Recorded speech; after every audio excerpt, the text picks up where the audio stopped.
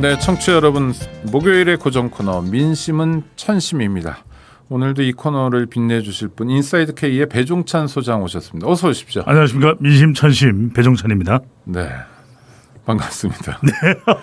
일단 일주일도 안 남았네요, 지방선거가. 그리고 사전 투표는 당장 내일입니다. 네, 그러네요. 네. 바로 선거를 앞둔 민심이 내일부터 움직이기 시작할 텐데 네. 오늘부터가 여론조사 공포 금지 기간에 들어선 거죠. 그렇습니다. 그런데 여론조사 결과가 나오는 건 뭡니까? 어제까지 실시된 것은 어제 거를 발표가 될 오늘 수 있고요. 발표할 수 있다. 그러니까 이를테면 취재한 거를 일간지는 아침에도 하고 이러니까요. 맞습니다. 그러니까 어제까지 실시된 것은 네. 언제든지 발표가 가능하고요. 네. 발표가 가능합니다. 그런데 이제 오늘부터 실시되는 것은 그러니까 대한민국의 전국 동시에 실시되는 선거는 항상 수요일이 있거든요. 네네. 그러니까 수요일로부터 6일이기 때문에 직전 목요일부터 실시된 조사 결과는 공표를 개표 때까지는 못하게 되어 있습니다. 그런데 우리 청취자분들이 궁금하신 건 이럴 거예요. 그러면 네네. 수요일, 목요일 실시한 건 어떻게 되느냐? 그러면 수, 목 이게 목요일이 포함되기 들어가네요. 때문에 네. 발표를 할 수가 없습니다. 네, 알겠습니다. 자, 그런데 뭐 여러 군데 관심 가는 지역들이 많은데요. 네. 지금 뭐 언론에 계속 나오는 거는 이재명 민주당 총괄선대위원장 네. 이 인천에 출마했는데 이를테면 처음에 여론조사는 압도적으로 이기고 있었던 것 같은데 네. 뭐 좀 박빙 또는 근소하게 우세 뭐 이런 정도로 가고 있는 것 같은데 실제로는 지금 어떻습니까? 요동치는 건 맞습니까? 실제로도 팽팽합니다. 팽팽합니다. 그러다 보니까 네.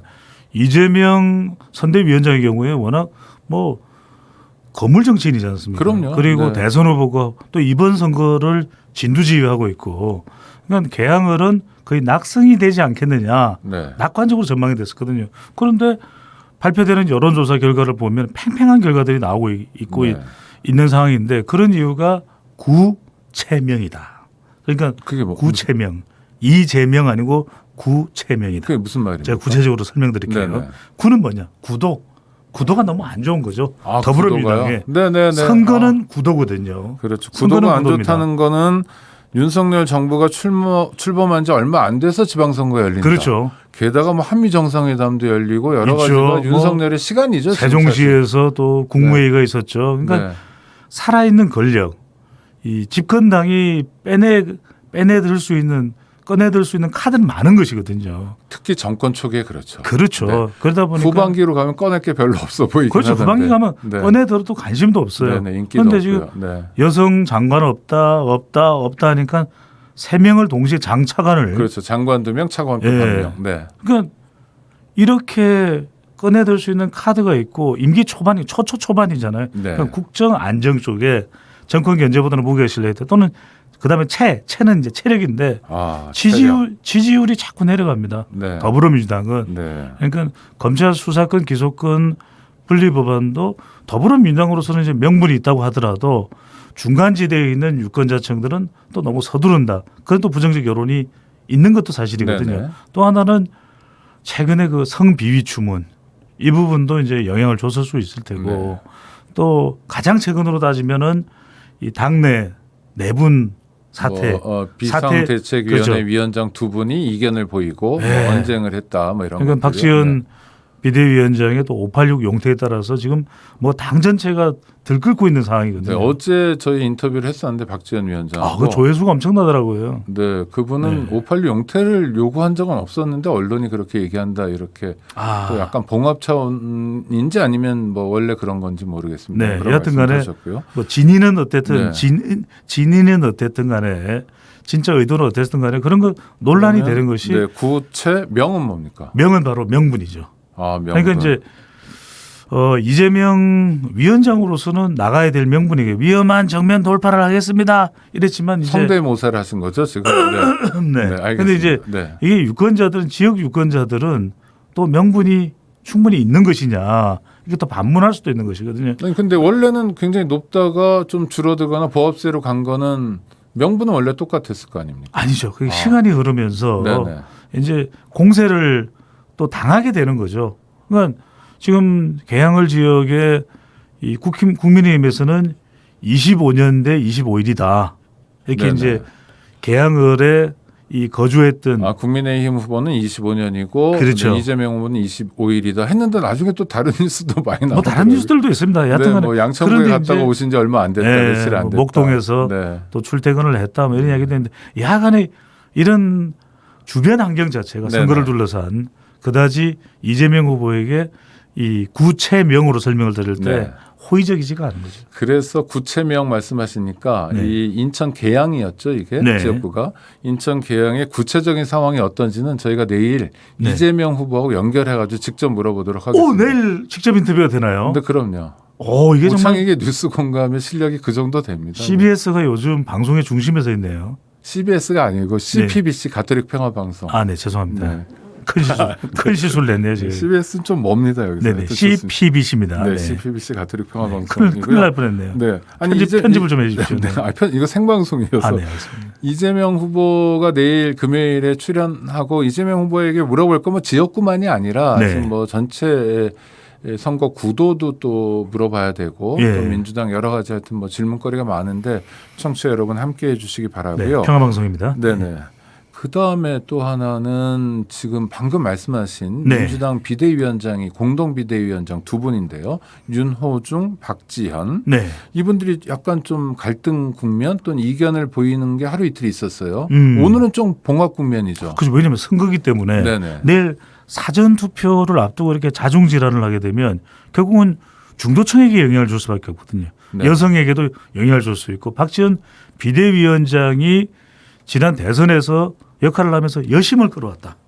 이런 이제 평가를 받고 있지 않습니까? 그건 실제로 상당한 정도로 끌어왔다고 보세요, 소장님은? 실제 네. 효과는 저는 있었다고 봅니다. 특히 20, 30대 왜냐하면 여성들. 그렇죠. 네. 이준석 국민의힘 대표와 약간 맞짱 효과가 있으면서 비교가 되니까. 그렇죠. 네, 저쪽은 약간 마초 이런 느낌, 이쪽은 뭐 그럼요. 여성 뭐 이런. 그런 네. 효과를 무시할 수는 없는 것이죠. 네, 네, 왜냐하면 네. 박지원 비대위원장이 계속해서 목소리를 내주기 때문에 여성표가 중요하다 이런 것도 인식을 할 수 있고 그러다 보니까 이제 원래 선거 앞두고는 집안 싸움을 해서는 안 되는 거죠. 네네. 그런데 이제 그만한 또 이유도 있었을 겁니다. 왜냐하면 자꾸 좀 바뀌어야 된다고 이야기를 하고 싶은데 당에서 안 바뀌니까 박지원 비대위원장은 상당히 절박했을 테고 네. 또 선거를 앞두고 이거 무슨 소리야 왜 그래 이러면 이제 또 당 내에서는 또 지지층들은 강성 지지층들은 당 내에서는 좀 그걸 좀 조율을 했으면 좋았을 텐데 네. 시기적으로 지방선거 끝나고 나서 좀 당내 개혁을 더 강력하게 이야기했으면 좋았을 텐데 하는 이런 아쉬움이 묻어나는데 그래서 박지원 위원장한테 왜 선거 앞두고 그러냐라고 음. 물어보면 절박했다고 그러더라고요. 그런데 그러니까요. 그런 절박함이 또 득표요인이 될 수도 있잖아요. 그렇죠. 저 집은 그래도 뭔가 마루 주고받고 뭔가 콩닥콩닥 하면서 국민에게 잘 보이려고 노력하네. 이런 가능성 없습니까? 아니 이게 바람직한 거예요 사실은. 원래는 바람직하다. 바람직한 네. 건데 이제 선거를 너무 목전에 두고 있다 보니까 네네. 그러다 보면 사람들이 이제 우려를 하는 거죠. 네네. 이러다가 좀 잘못되는 거 아니야? 근데 지지층들이 결집하는 것이 중요하고 특히 이번 지방선거에서 가장 중요한 유권자층은 50대와 여성이거든요. 그렇습니까? 여성이- 그런데 50대 여성은 전부 민주당 지지세가 아니요. 강하지 않나요? 50대와 여성. 네. 50대 이제 남녀가 있고. 아니 그 50대 전체가 민주당이 좀 높잖아요. 40, 50대. 그렇지도 않습니다. 그렇습니까? 그렇지도 않습니다. 네. 지난 대선에서는 이재명 후보 출구 조사를 기준으로 해보면 이재명 후보가 50대에서 더 많은 득표를 한 것으로 네네. 그렇게 이제 분석을 할 수 있겠지만 이번 지방선거는 또 구도를 말씀드렸잖아요. 네. 국정 안정 쪽에도 무게가 실려 있기 때문에 지금 중요한 것은 50대가 어느 쪽에 손을 들어주느냐도 중요합니다. 민주당이냐 국민의힘이냐 진보 쪽이냐 보수 쪽이냐 근데 또 여심이 중요하거든요. 네네. 여성표가 얼마만큼 결집을 하느냐 또는 어느 한쪽에 또 손을 들어줄 수 있는 그런 집단 투표 성격이 나오느냐 그만큼 중요하다고 봐야 되겠죠. 네. 또 하나는 지방선거에서 중요한 게 지지층 결집이다 이런 얘기를 많이 하는데 그거는 투표율이 아무래도 대선에 비해서는 좀 낮기 때문이겠죠? 그럼요. 그러니까 네. 대선은 이번 대선이 지난 대선이 77.1%거든요. 굉장히 높은 거죠. 그 8명 사실은. 가까이 네. 투표했다면 네. 지방선거는 6명 가까이 투표한다고 보시면 됩니다. 그러니까 50 몇 %일 것 그러니까 같다. 60% 정도가 되는데 네. 오창익 앵커는 어떻게 예상을 하세요? 이번 지방선거 투표율요? 저보고 맞추라고요. 네네네. 제가 5가잖아요. 그래서 네. 55.5% 생각합니다. 저는 62.29%. 그렇습니다. 55.5. 다음 그래서 주 한번 보시죠. 근데 네. 더 중요한 것은 특히 어떤 세대 네. 어떤 세대가 더 투표소에 적극적으로 가느냐가 중요한 것이거든요. 네네. 그때 40대의 지지를 좀 더 많이 받고 있는 민주당, 네. 60대 이상의 보수 성향의 유권자층의 지지를 또 받고 있는 국민의힘. 그러니까 이 자기 지지층들의 투표율이 더 중요한 겁니다. 전체 투표율보다도. 그렇죠. 그리고 네. 특히 이제 50대. 제가 50대를 강조하는 이유는 제가 50대라서 그런 건 아닙니다. 네. 그런데 50대가 왜냐하면 10살 단위로 구분을 했을 때 가장 유권자 수가 많은 데다가 50대에서 초반은 좀 진보적이고 50대 후반은 좀 보수적이고 이게 네, 갈리는군요. 이념이 네. 홍해 바다 갈리듯이 쫙 갈리는 그 분수령이거든요. 네. 그래서 50대가 사실은 어디 쪽에 더 힘을 실어주느냐. 50대가 사실은 가장 중요한 기점이 된다고 네, 하긴 대선 때도 그 이재명 후보가 앞서가는 세대가 40대가 많이 앞서갔고 네. 지역으로는 경기도가 많이 앞서갔는데 이재명 후보 입장에서 유감스럽겠지만 40대와 경기도민들의 투표율이 좀 저조했다. 그만큼이 패인이다. 이런 분석도 있었거든요. 그러니까요. 그러니까 자기 지지층이 얼마나 적극적으로 나오느냐가 관건이겠네요. 그렇죠. 이것이 가장 선거의 이 가장 중요한 핵심 변수가 뭐냐를 보여주는 네. 적나라하게 보여주는 것이 바로 세대별 지지층별 투표율이라고 볼 수가 있는 것이죠. 네. 그것도 한번 재미있는 관전 포인트인 것 같고요. 네. 이 시간이 뭐 금방 다 돼서 충청권요? 네, 아니 충청권보다 더 궁금한 게요. 네. 광역이 17개잖아요. 광역단체장을 뽑는 게. 근데 요즘 뭐 그런 얘기를 슬슬 많이 하시던데 네. 몇 대 몇 이런 얘기를 합니다. 자, 기호 1번 민주당 대 기호 2번 국민의힘. 뭐 왜 기호 3번도 좋습니다만. 저를 시험에 들게 하십니다. 네, 그래도 어느 정도 보세요? 네. 대체적으로 지난 대선이 10대 7이었거든요. 윤석열 10, 이재명 7이었기 때문에. 그거를 광역으로 환산한다면. 네, 광역으로 환산한다면. 그래서 대체적으로 국민의힘은 11곳에서 한 13곳 정도. 저는 네. 제가 이제 분석을 좀 모아본 겁니다. 네. 전망을. 그다음에 더불어민주당이 뭐 4곳. 그건 아주 이제 뭐 잘 최악의 시나리오겠죠. 네네. 그다음에 한 4곳, 6곳 정도. 네.